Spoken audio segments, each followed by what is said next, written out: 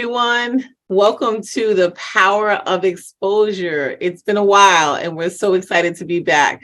And as you see, I'm repping Melanated Educated Traveler because that's who I'm talking to today. I'm talking to young King Seti Vega, who is, wow, I'm going to let you tell you where he is. And the whole episode is about traveling, expanding our scope, right? Expanding our knowledge and the power of exposure. So this episode is about going abroad and studying abroad, preferably while you're in college. If you can get to while you're in middle school or high school, that's even better.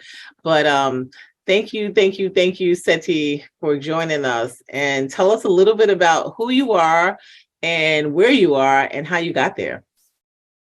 So yes, my name is Seti Vega, son of Rona Vega and Victor Vega. Currently study at Howard University, studying computer information systems with a minor in computer science. Computer science has been my passion for a while.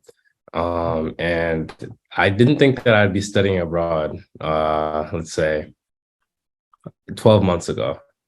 It's something that my parents have pushed for a while. They pushed it with all my older siblings. I'm the fourth youngest of five. And they've been pushing study abroad for a lot of us. And my older brother, he got to do it. He did his in Costa Rica, but it got cut short because of COVID. And even with the experiences that he got from it, I wasn't convinced. And a lot of it was a bit of a last minute decision. I submitted most of my papers after the deadline. I was lucky that somebody at Howard University was looking out for me. And they sent all my stuff through because I was very adamant about trying to go abroad. And yeah, now that's why I'm here in Barcelona, Spain. I have been here for the last 3.5 months, and my time is coming to an end here. I leave in about 9 days. But it's been an amazing journey.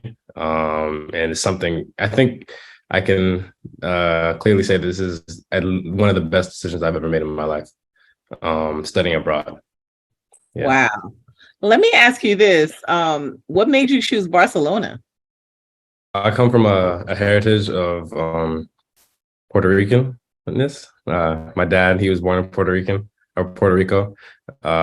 And I don't know any Spanish, or I didn't know much Spanish before I came here. I understand like his version of Spanish and when he speaks to us in the household, but I never learned to communicate back to him.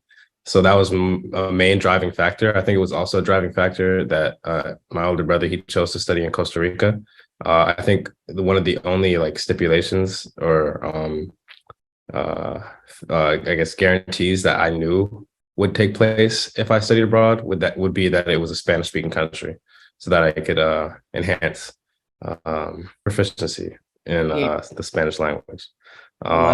And I thought that coming here, I'd just be able to, I guess, get my head down, focus, like take some classes that I didn't necessarily need to focus as much in, and then try to put all my focus onto learning Spanish. And I can't say that actually happened. I definitely feel like I advanced to some of my Spanish. I definitely understand a lot more. I definitely have been speaking a lot more now that I've gotten a little more serious with it. Realizing that my time has come to a close. But a lot of things have gotten thrown at me while I've been here. And I didn't totally realize that life wouldn't just go on a freeze, that I'd still have to live while I was out here and still be a student, and still there would be a lot of challenges that came my way. And actually, when I was deciding the classes that I took here, a couple of them were for graduation, but a couple of them were because I felt like I want to give myself the most time possible to just explore Barcelona. I don't want to be too focused on studies. And what ended up happening because of those classes, I feel like my study abroad experience has gotten enhanced so much more. I'm taking an architecture class, an urban planning class, which are both considered art history. I'm taking a psychology course, which I need for graduation, but it's a cross-cultural psychology course. And I'm also taking a Spanish class. Also a nutrition and gastronomy class, which is teaching me about the Mediterranean diet and all the health benefits that come with it. So it's safe to say that all the classes that I took have given me basically a well-rounded and deeper understanding of everything that I've been living through while I've been out here. So when I walk down the street, I don't just like see a building. I understand why it was built that way, why the whole Eixample, a specific part of Barcelona, is built the way it is. Why when I go down past a specific plaza right next to my school, the roads turn curvy, and it turns into the old city. All the old Roman walls that were built here, all the Roman ruins and stuff like that. When I'm eating food, I understand why I'm eating what I'm eating, how it comes from the Mediterranean Sea, and how certain things aren't imported. I understand why there's a lot of olive oil throughout all of my food, and all the different, I guess, why the food pyramid here is so much different compared to maybe America or some other places based on the Mediterranean diet that has been here for centuries. And then, of course, with the psychology class, it's a lot of introspection about seeing the process that I'm going through. When we were first introduced to that class, she showed us a chart that basically detailed how the study abroad process would go. And it said initial excitement, and then the arrival period. And then there was a steep drop off, which was basically the culture shock. When you realize that study abroad isn't necessarily what you thought it was going to be. And it's not all fine and dandy. And then there's the climb back up to a more balanced place of living. And then also anticipating the return home. Because I mean, Barcelona is my home now, and I've found my own normal here. So returning home, I didn't realize how difficult it would be. So, I mean, some people are excited to go home. I could say that I'm somewhat excited, but I do wish I had some more time here. But overall, I feel like I definitely didn't just study Spanish here like I thought I'd be doing. I studied a lot more about Barcelona in general. So, and I don't regret it. I feel like my experience here has been definitely enhanced holistically by everything that I've been doing all around. Wow. Wow, I'm so excited. I'm taking all this in. For everybody listening, I'm hearing a lot of this for the first time. And as a mom, it is just so beautiful to hear that all this stuff that you've said. And it sounds like you took the perfect combination of classes. And I'm glad you shared that in depth, because I think that when young people are going, first of all, the psychology class, like I think that should be a requirement for you, especially if it's going to help you adjust. Because you're right. You don't know. It's kind of like moving anywhere to a college campus, et cetera. There's always going to be an adjustment. So, wow, this is really powerful. I'm really glad you shared this. And this is the most time, folks, that I've spent on a FaceTime or Zoom with my son since he's been gone. And he's having a great time. And I'm really proud of him. And so I'm taking all this in. Just fabulous. I know before you left, and I know, I'm kind of one of those moms that kind of pushes and nudges, and I'm so glad you took this opportunity, and now I know why mothers pray 24/7, because of course, you're a Black man and you're in another country. And so that was definitely a concern of mine and your dad's. And as you traveled, and that was something that, we actually did some work beforehand. And that's just good information for parents to know, reach out to the school, reach out to the program, reach out to the professors. When my other son went to Costa Rica, we actually found a Black professor in Costa Rica who used to live in Brooklyn, who moved because her sons, as she said, got too tall, right? And too for Brooklyn, right? And she was really concerned about their safety and well-being, and she wanted to raise them somewhere where she knew they would be safe and secure. So that was really good, because as a Black man or a Black student going to live in a foreign country where you don't know how they treat or respect or see Black people. And then the other piece is deciding whether to live in student dorms. You could have lived in an apartment, or you could have lived with a host family. Talk about that a little bit. So yeah, when they say host family on the sheet, you think that it's going to be I guess, a townhouse with a whole family living inside of it. And you're going to be acclimated into the family, which is not necessarily always the case. In my case, I chose host family because my mom also pushed for that. She said that I'd get a more authentic experience, and I agreed with her. I think I would, and I think I did. I think that has definitely helped push my Spanish further. Talking at dinner with my host mom, um, because she only speaks Spanish and Catalan. Um, so, and she, I mean, it's required that we speak Spanish when she's present because it's disrespectful if we don't. I mean, obviously, you shouldn't be talking another language that somebody doesn't understand in their own household.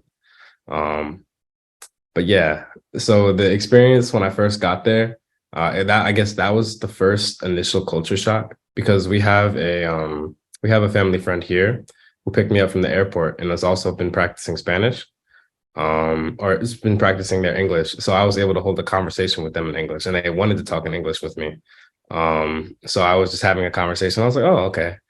So my first experiences in Spain were, no, I mean, I wasn't thrown into the deep end with anybody. I was able, everybody acclimated to me, or everybody, I guess, came to my level in terms of just communication. But when Javier, our family friend that picked me up, rang the doorbell, he talked to my host mom in Spanish and said, "Oh," he basically said he's coming up. She buzzed me in, and then when I got upstairs, it was just boop, a straight bombardment of Spanish. Like, and I had what little knowledge I had, and trying to respond, see, just a lot of see. And then she took me on a whole house tour. I didn't have time to drop off my bags. She just took me on a whole house tour, and I took in as little as, or as much as I could, but very little at the same time. She pointed microwave, she pointed your bathroom, choose your room, dinner table. And I think that's all that I picked up at first. And then I just crashed on my bed and FaceTime my parents. Um, yeah. So that was my first initial, I guess, culture shock, realizing that I'd have to learn Spanish, or I have to learn what she usually says quickly enough to understand how to get around the house, and things like that. Uh, but I definitely think that it's been a good experience. I actually know people that are doing the other two options, the apartment and the student dorms. In the student dorms, you also get kind of an experience because you're living with other Spanish students there. But I've heard that the meals aren't as good and they aren't as authentic. And then for the apartment, I feel like you probably get the least authentic experience because you have to cook your own food and you're usually living with somebody else that you already know or another student that is also studying abroad. So you don't have to interact with anybody if you don't want to. You know, the other two, I guess, options kind of force you to interact with people that are local to your area. Actually, Um, so sometimes yeah. moms are really right. Hey, I know it was a scary decision, but I'm really glad you chose to do the host family. Your brother had done a host family. He had a great experience. I mean, he was actually living with a whole family, so you never know. Yeah. In your situation, you have another roommate that's a Hmm. study abroad student, right? And then your host mom. Yeah. Mm. Because my host moms, her children are all, I mean, old and they have their own kids and they actually live in the area, but I haven't seen them yet. I think I've been gone when they've come over the one time. Oh, Um, gotcha. Gotcha. yeah, yeah. So I want to read something and get back to you. So, when you look up study abroad, because, parents are concern, right? And what I've learned about Americans, I've taught ESL to students who are from other countries. And what I've learned about us as Americans is we tend to be a little bit more shy about studying or about rather traveling abroad. But people who are born in other countries, I mean, it's nothing for them. Like it's just a normal thing. So I remember when I Hmm. was teaching ESL and that's when I was planning my trip to Europe, my first trip to Europe. And I remember my students saying, go. And they were like, we had to map out. And so that's something that, if you're an American student or your child's an American student, it's normal that they wouldn't feel comfortable. So it's definitely going to have to push a little bit. And if they can go with a friend, that's also a good thing as well. But I read this today. So with study abroad, you can experience new places and cultures, make friends from around the world, and gain a global perspective while earning credits towards your degree. It will allow you to develop highly valued skills such as intercultural communication, foreign languages, adaptability, and problem solving. And I think that's really just a part of the journey, right? And in life. So, and the reason I think parents push it a little bit more in for college is because it's a little bit more affordable, right? And then you kind of like in a group setting, you probably taking tours with a group, and then the classes that you chose I think are superb. And I think, we'll definitely I'll have you send me those names of those classes, so we'll put those in a chat with this video. I think that's important, right? And then the host family, if you can, I think to have that experience. So you chose to study abroad. Unfortunately, you were in college during COVID. So what year are you at Howard University? My last year. This is my senior semester. And now, do you know other people who Or senior fall. Sorry.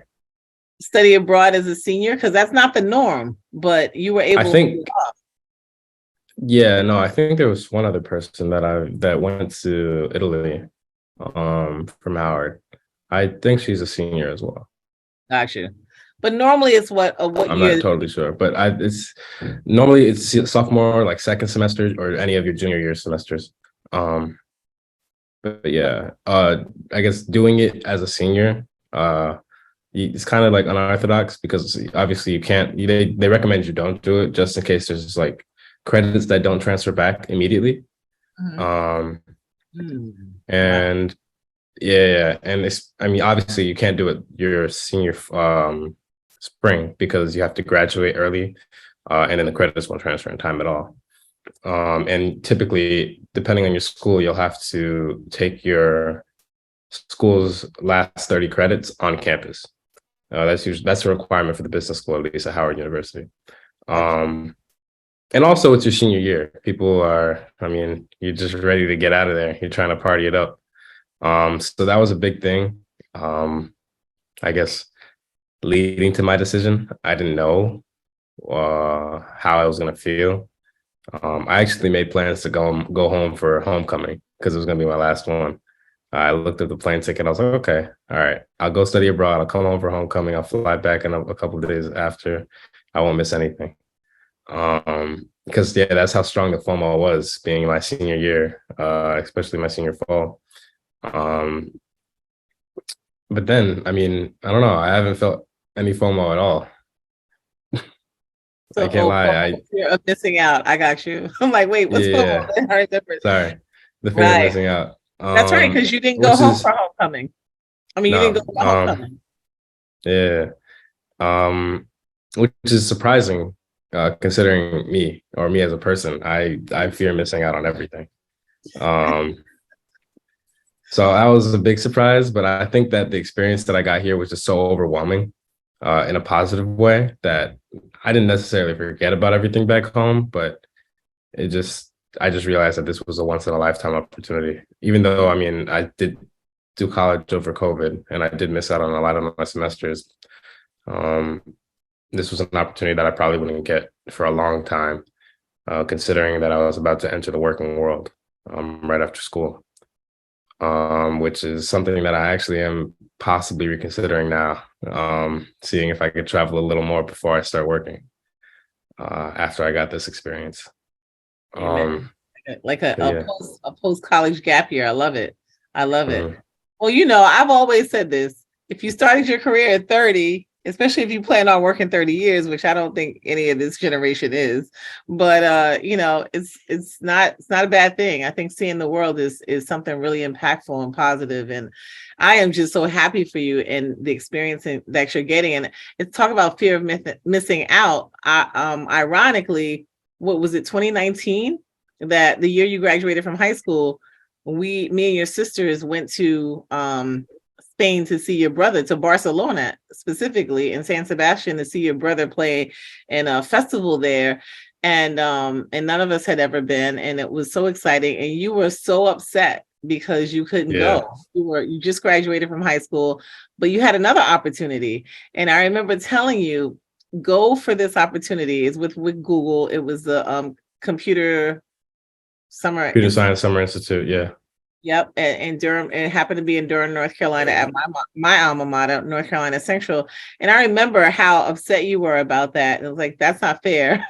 How are you guys going to Spain? And I'm going to a computer summer science camp, and a computer science camp. And I said, honey, if you do this, it's going to open so many doors that you'll be able to travel the rest of your life. And so I think it's beautiful that you're having this experience. But so I want to talk a little bit about more than just, so now you chose to go, you went through the hassle of getting the paperwork, getting your visa and all that crazy stuff, because it was crazy. And it was kind of, and shout out to the folks at Howard that helped you get this done. Miss Rashid. I hope you have a beautiful gift for her to bring back. I will get something for her. And so definitely, so you got there, you met your host mom, you got settled in, and then you started taking your classes, you made friends, right, within the program. And then what else has happened in Spain? Like, what else did you decide to do since you've been there?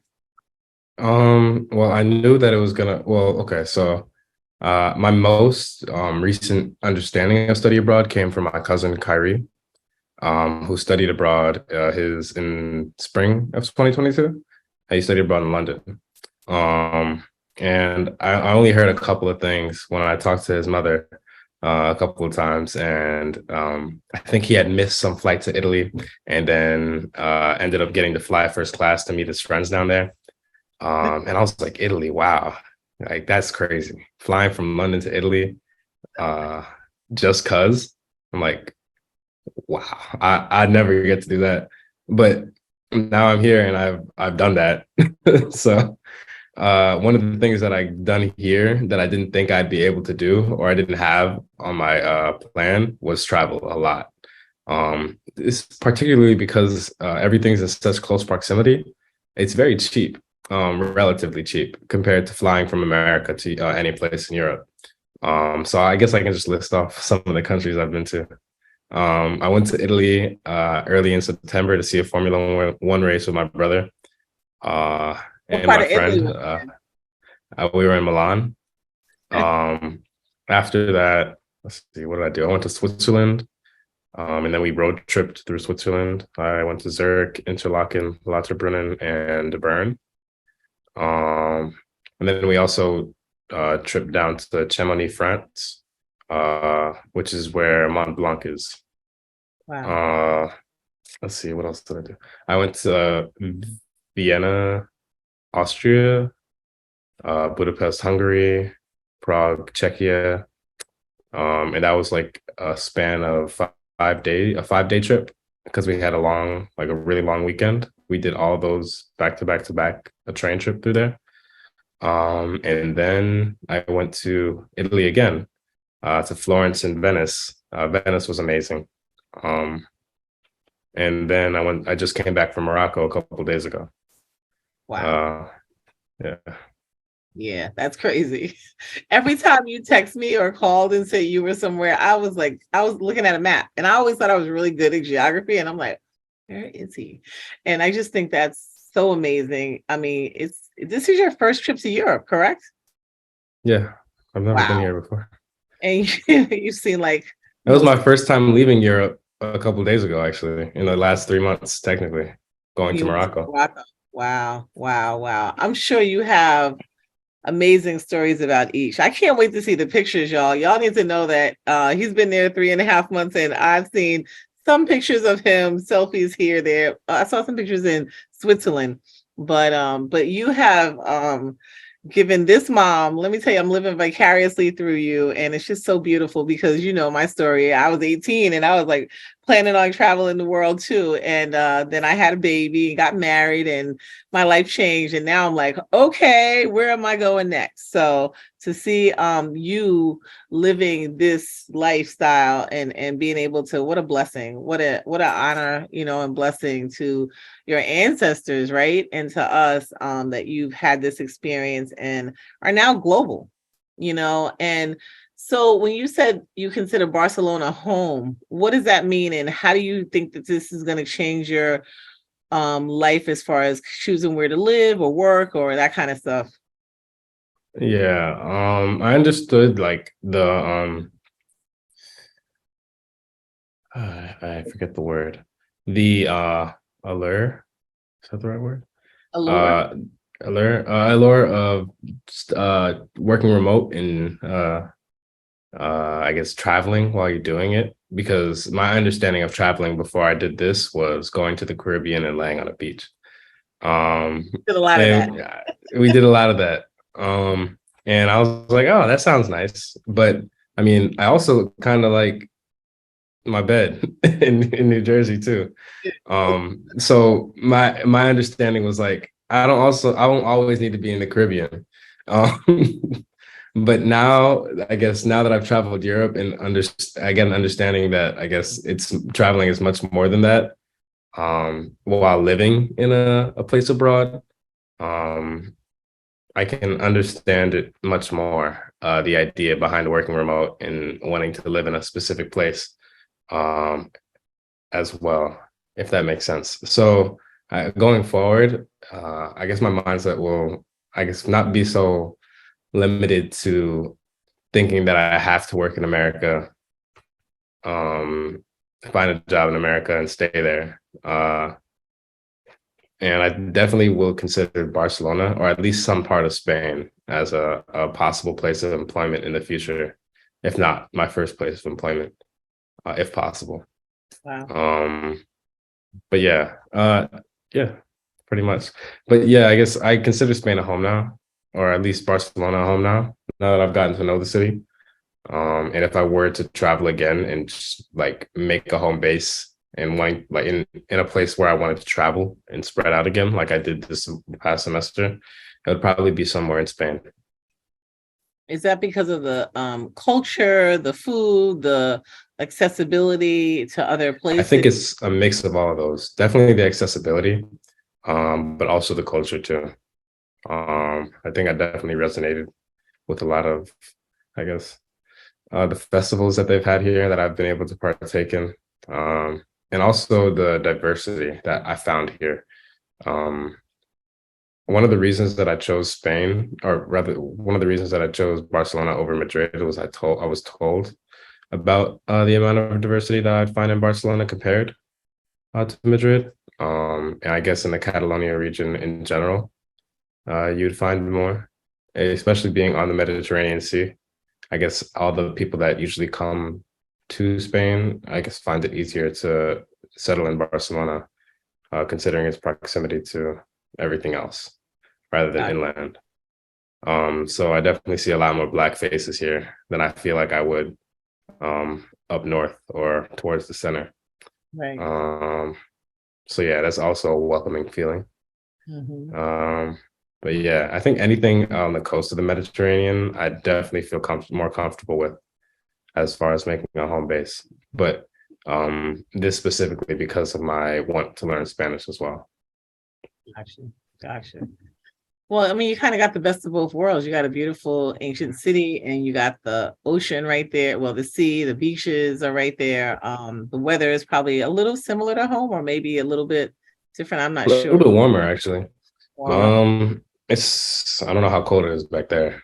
I'm dreading going back, but it's about like 54 right now. It's fluctuating. It gets down to like maybe 48, but it goes back up quickly in the midday.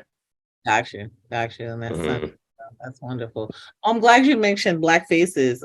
So do you kind of do like when you're back home? Do you see another Black person? You kind of You like, nod. nod? Well, I mean, that depends. I don't know. I don't know if everybody throughout the world knows about that. So it depends, I guess not necessarily what blackface you're seeing, but I feel like there's always like a common understanding, because throughout the travels that I've seen, I've gotten a lot of Africans come up to me and say, or just ask where I'm from. A lot of them ask if I'm Ethiopian. Actually, one of the people in Morocco, one of the tour guides, he was Black. He was like, "Where are you from?" I was like, "I don't know." He's like, "What do you mean?" He's like, "You're Ethiopian." And I was like, "No, I mean, I'm from America, but I don't know what part of Africa I'm from. He's like, you're Ethiopian. I'm telling you. He said one love, and I got another person in Venice. He came up off asking for anything that I had, and I gave him something, and he said one love, one love. So I mean, it's a little different, but I guess one love. That's a version of the nod. Yeah. No, wow, that's deep. It's crazy that it's unfortunate, but it's deep that, someone can ask you where you're from and you can only answer, I don't know. Which is very unfortunate for our people, and understanding and connecting to our roots. Speaking of that, your dad and I just recently traveled to Central and South America, and Colombia actually had one of the oldest, freest, um uh they still connected. There's a tribe there, and I don't have the name in front of me, but and they're just doing, it's just beautiful to see how connected they still are to their African heritage and roots, and all. Of course, their colonialism and enslavement happened way before ours, but still in Americas. But I'm glad that you felt safe there. That was really important for me and your dad, to know that you were going to travel abroad and be somewhere where you felt that you were okay. And that's real, as a Black person. And there's a young woman, and I'll also put that information in notes in this video, that we interviewed not too long ago, who started an organization called studying, like, it's called Black and Abroad. So people who decided to live abroad. She's a young person who studied abroad, and but there are a lot of different things you need to know, right, when you're traveling, and know where it's safe and where you can go. Because of the way we're used to things in America, we kind of worry about how things might be around the world for us. So I'm glad you've had this phenomenal, way more phenomenal than I could have ever imagined, journey, in so many different ways. And got to travel and see and meet amazing people, and what I've always said, and the reason you have helped me greatly in creating Parent Matters, is exposure really is everything. And once you open your mind, and once you get exposed to certain things, you can never really go back. I thought about that with your cousin when he was traveling and studying abroad in London, and he was traveling from country to country. And he's just like a young man from Jersey, and I was wondering how that was going to feel. And I'd love for you and him to have a conversation, and and how that adjustment is coming back home. Yeah, And no. I'm glad you said that. Yeah, we just had my last psychology class, or I had my last psychology class today. But the class before that, we were talking about the returning home process, and how a couple of us in the class had older siblings that studied abroad, and how we didn't give them time of day at all when they came back, to hear about their experiences, to hear how they changed as a person. And it's basically our professor had prepped us to understand that the little things that come out of our mouths, that we picked up here after living for 3 months, aren't necessarily, I guess, going to be that impressive to our friends, and they might mock it a little in some sorts of ways. Like if I say "café con leche" automatically instead of if I want to go to a coffee shop, they're gonna be like, "Oh wow, you see the boy speaking Spanish." And they'll laugh at it like, "Oh, you think you're Spanish now, huh?" No, and it's not. It'll just be like an automatic reflex. But it's not something that they'll necessarily understand. So I think she basically said it's good to understand that you might not necessarily be able to resonate or find a place to let out everything that you've experienced, because you've experienced so much in the last 3 months, and it's hard to express that. We also watched a video about a kid that goes home from study abroad, and he sits down with his mom at dinner, and she's like, "How was it?" And I think that we can resonate with this, because I've experienced this coming back home. Like, you'll ask how my day was, and I'll be like, "It was good." And Classic words. It was good. it was good. And I feel like if I were to come home now and you asked me how was study abroad, I'd be like, "It was good." And then you'd be like, "That's it? You were there for 3 months." And I'm like, I don't know what to say. It's kind of like that. You experience a lot, and it's just, I guess, too much of an experience to just put in words. It's like 3 months of life. That Yeah. makes sense. And I think it's important, and I think you've made this a good group of friends that you can communicate. And I'm sure these probably people will be a part of your life probably going forward, because you can only share those experiences with them. You know what I'm saying? And they're gonna be the only ones that kind of are going to be able to understand, and stuff. So I'm just over the moon for you, and the journey you've been on, and what this is going to do for the rest of your life, and how this decision probably is going to be just life changing for you, and in different ways. So if we're talking, if some parents or some young people are watching, what kind of advice would you give to them about study abroad, and knowing that I don't think this was really on your list. I was pushing hard, right? You were. I And I pushed was like, real nope, nope, hard. nope. And I don't know when it like flipped the switch. I think I was seeing how my friends were planning for next year. And then I don't know, I kind of had a sense of, what am I really doing? Like, am I gonna go to Howard for my fall semester? And I don't know. I mean, I'll have fun for sure, but I don't know. I kind of just saw all my friends like moving into their own element, if that makes sense. They're all like uh, distinctly doing something to further themselves. And I was trying to figure out what I was really doing. And I think, I mean, I knew I was going to miss them for sure, but I think that that kind of just pushed me a little further Gotcha. to like say, well, I can't fall behind. Fear of missing out in another way. But Yeah. maybe your we can piggyback on this really quickly, is maybe your experience living in another city, right? You intern, and so that was kind of like because one of the other things I tried to get you to do, and your brothers and your sister, was domestic exchange, remember? Oh yeah. So just parents and students, if you're listening, when you're choosing a school, when you're choosing a major, when you're choosing a major and a school, honestly, look and make sure your class, like, you have the 4 years already set out. I don't know what that's called, where they have it all planned out, your 4-year plan. Yeah. That's important to see when you go to visit the college. Why? Because you need to know if study abroad is even an option. It's not an option for everyone. I know my daughter, who studied the sciences and engineering, her coursework at Spelman did not allow her to, because she was in a dual degree program, that did not allow her the option of study abroad. And I remember saying to her, don't do it. Don't do that major. She's looking at me like, So, because I just think that it's such an impact. And, I'm also vicariously, obviously, living through my kids and all the things I didn't get to do. And I'm like, come on, go, run, Forrest. And Hmm. so I think that it's really important that probably living in another city for your internship, which was also a Yeah. big step, probably opened you up to different options too. Honestly, I felt a little more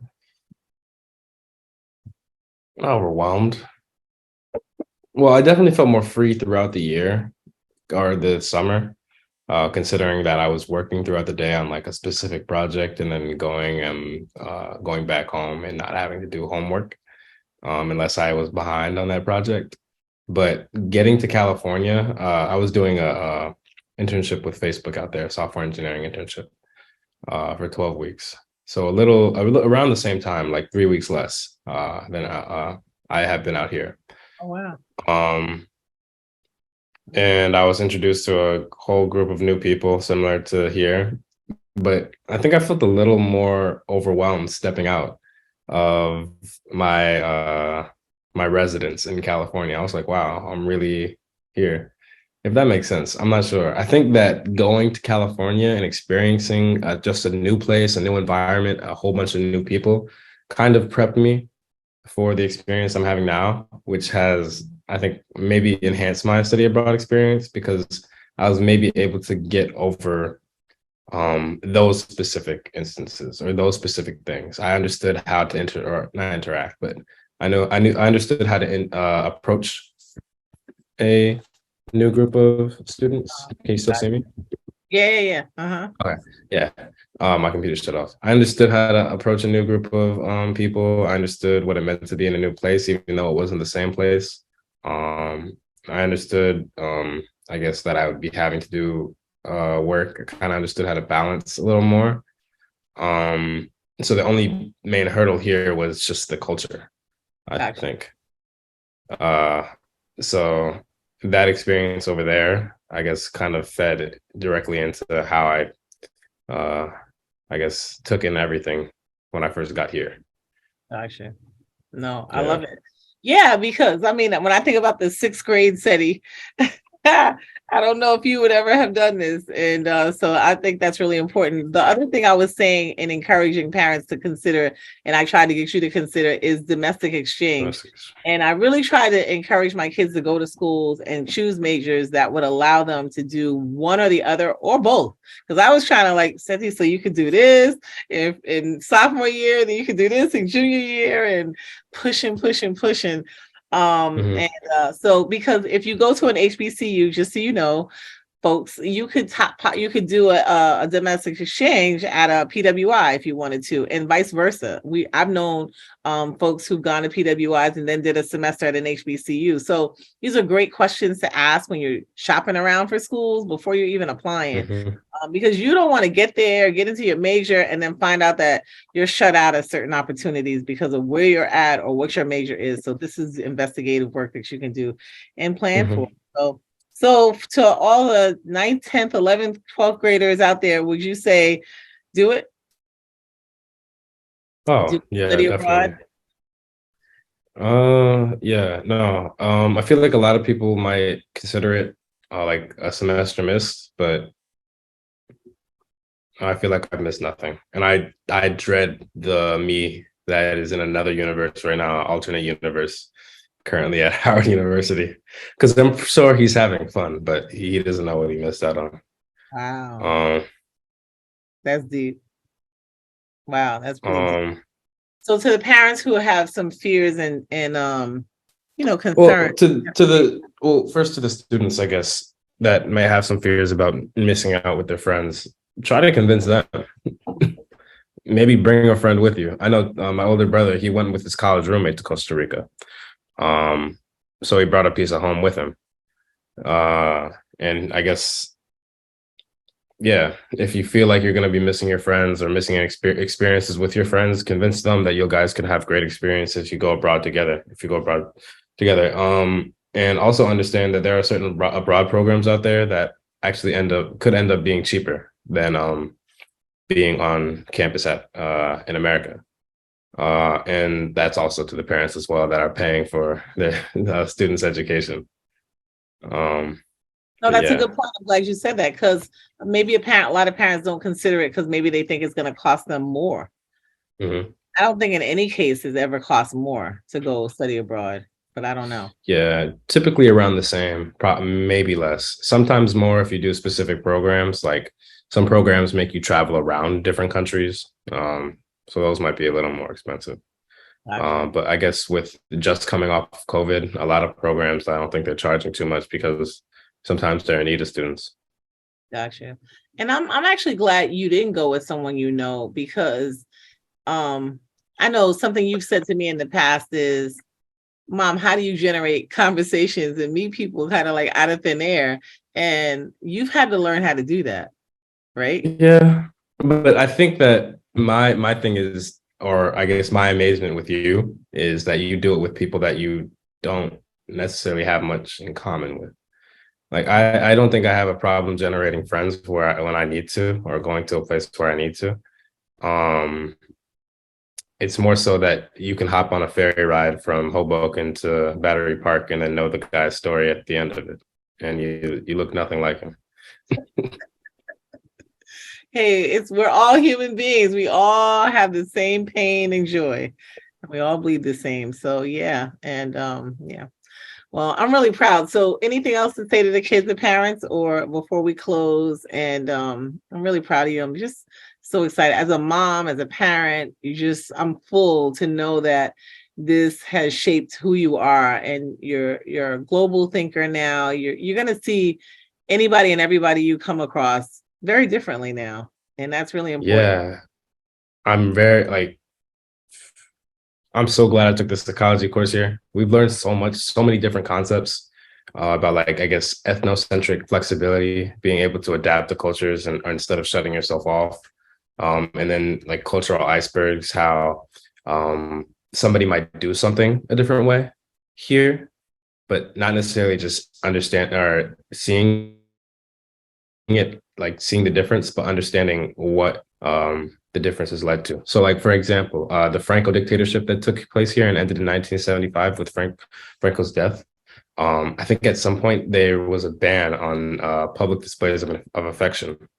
Like you couldn't even hold, I guess, your partner's hand, I guess, unless you were married.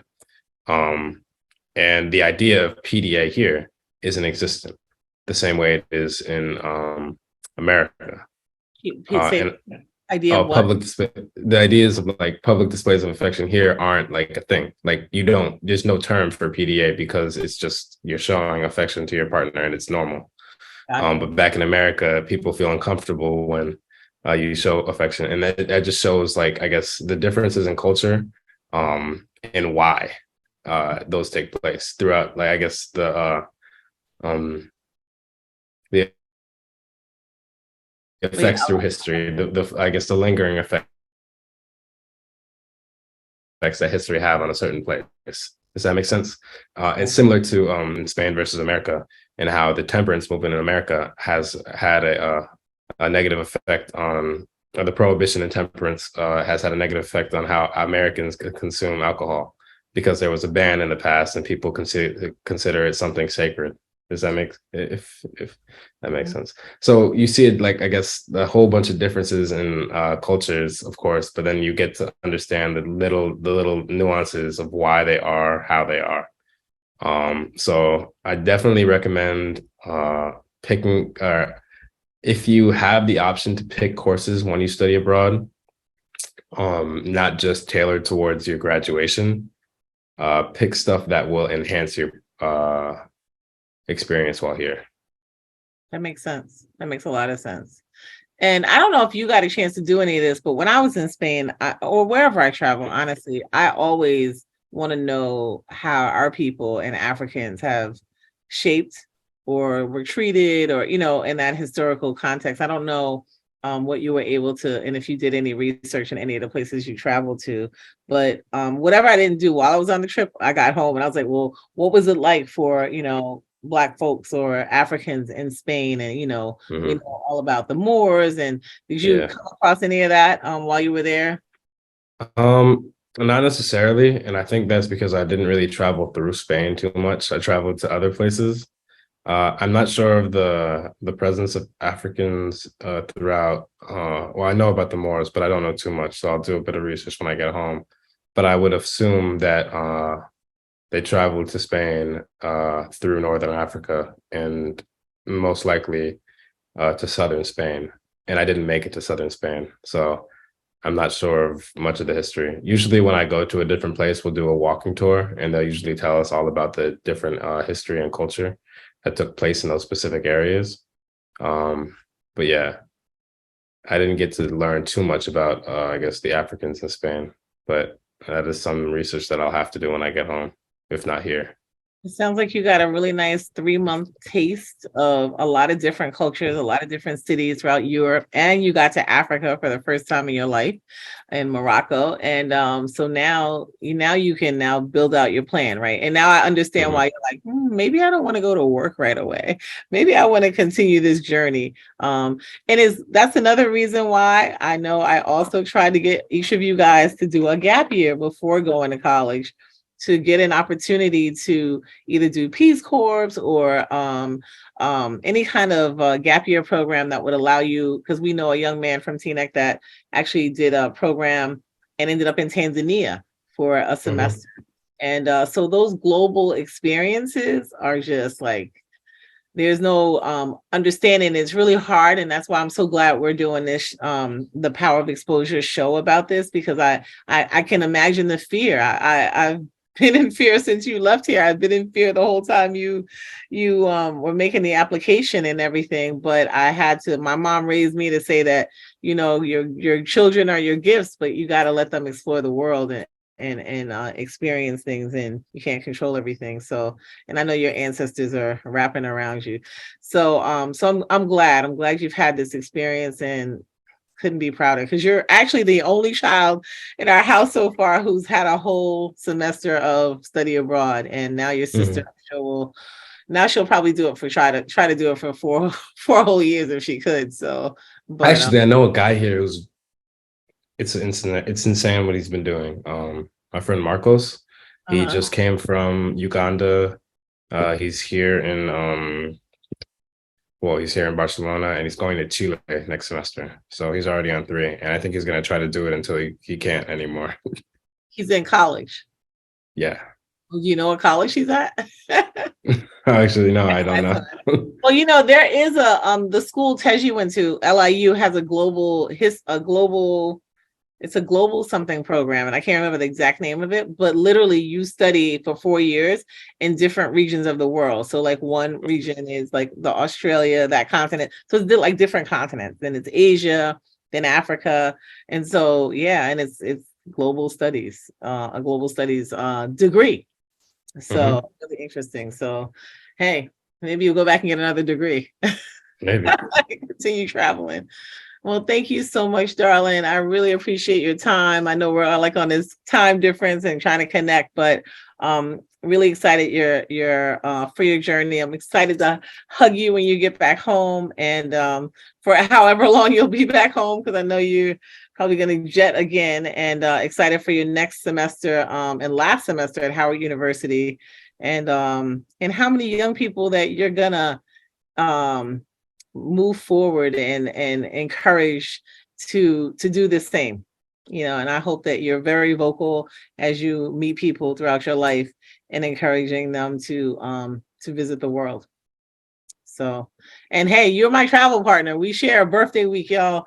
We're 2 days apart in our birthday, and so wait, 1 day apart in our birthday, but we both kind of like the same things, and water, beach, Mhm. travel. So you know, I've always talked about living in Africa for a year. So it definitely is still on my I was actually looking at flights this morning. It's definitely still on my radar. And hey, maybe we'll be there at the same time. So enjoy the rest of your day and your 9 days left in Barcelona. I don't know if you're gonna have a chance to do any more traveling before you come home, but you know, be safe. And thank you for your time and sharing this with other folks on the Power of Exposure. Love you. Of course. Thank you. Bye. Love you. Bye.